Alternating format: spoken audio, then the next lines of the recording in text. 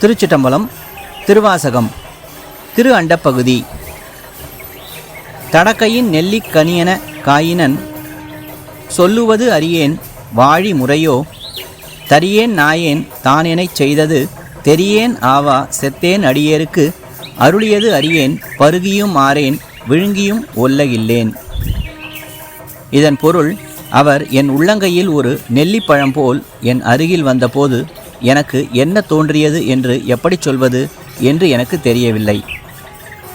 நான் வாழ்வது நியாயமா? நான் நாயைப் போல நான் வாழ மாட்டேன்.